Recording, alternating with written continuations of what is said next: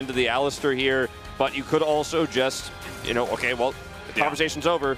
I mean, this has felt pretty obvious here for Gen G this entire draft. For T1, it felt like they were trying to T1. Yeah. No, I do agree. I think that, if the nameplates were off, they're going to go for this level 5 hit from Zeus. He's still going to flash away as Peanut just blocking him, and no belly boop means that, oh, he's going to save it, actually. He did have it. Oner through. He's got 6. He's going to get dive on as you can't dodge the Kazakh's Q as the barrel comes in and no vision. Maybe. Zeus does have flash, but there's 3 members of Gen G, and the back completed here for Oner. Just an ult away from death as Doran pretty low, and it's probably not going to matter. Holding Counter-Strike, you see Zeus trying to, oh, Doran really flying close to the sun. Flashes after he dies, but it's still first blood to the side of Gen G. But you know that Oner back, he's on the other side of the map.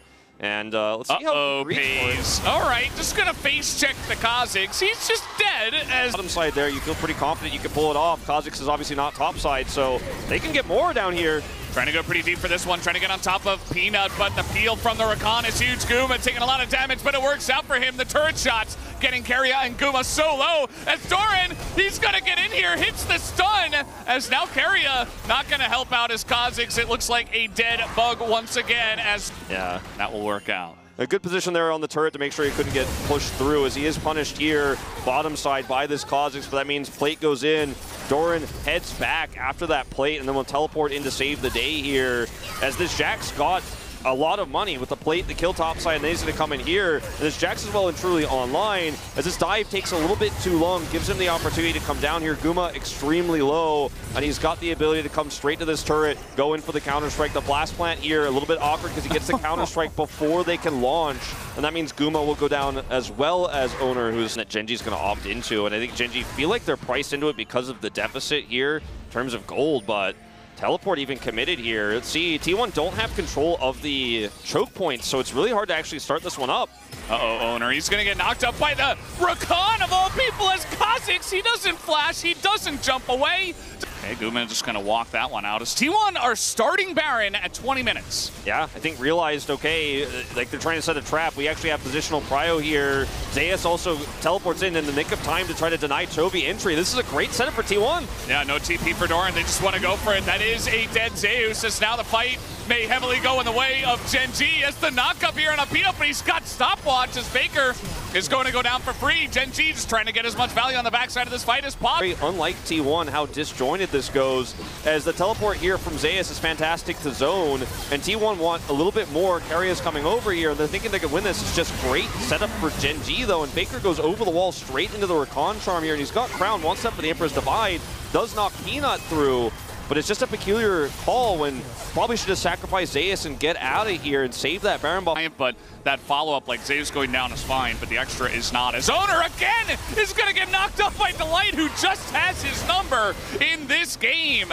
And now Chovy, the pick potential, the mobility, everything coming forward, and maybe it's late, but 21 minutes in, Zeri gets a double kill. Yeah, Gen G on the verge of taking a gold lead here for the first time in this game as well, as I'd say an ult committed to he looks clearly annoyed by the fact he has to play this pick, and he's now been just destroyed by Delight super hard twice in this game, and he's calling that they're coming for the dragon here, and it's just a really easy pick onto the Kazakhs, and like T1 just looking all out of sorts here, and it's so unusual, especially when you consider the like if nameplates are off, I still think that T1's got an opportunity with this draft, but I'm not sure how they're going to play it out, specifically the team, as we'll save that for another time. We got to talk about this Baron fight. Gen G going to start this one up as the charm is going to hit Guma, forces the cleanse, but enough delaying of time here from the side of T1, and now Doran going to have to flash out of this one, and the follow-up comes in. That is a dead Jax as Gen G leave him to the side, and now T1 will start up this Baron. Oh man, this is just such fantastic map reads from T1. The teleport from Faker just right in the middle of the team fight. That's how confident they are. They have control. Peanut has flash, but won't be able to contest. Oh, Peanut getting in. He is just dead now, though. Not able to steal that one away as the wombo combo onto Zeri. Down will go Peyz. Not even allowed to flash out of that one. Oner trying to land a slow. Zeus getting really deep in for this one as well. But the W speed up and the miss on the teleport, so we can show up to the Baron fight. They send Oner over first, and Gen G just get destroyed on this subsequent fight. Not even close, and Chovy missing a lot of critical charms here. Might be his first loss of Aria on the season if things continue like this. 2 inhibs down now.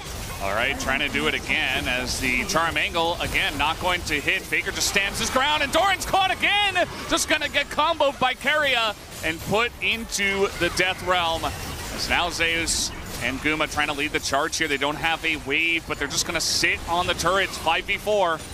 They have a lot of damage for these turrets as well as a cannon minion here now, and this might just be the beginning of the end here. GENG, they don't have really great tools to turn this. Delight's ult's coming back up, but even getting into position is going to be really difficult. He's got the flank.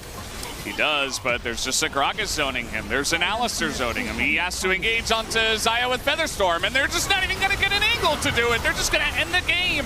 Will T1, and they tie up the series. We officially have the series on our hands.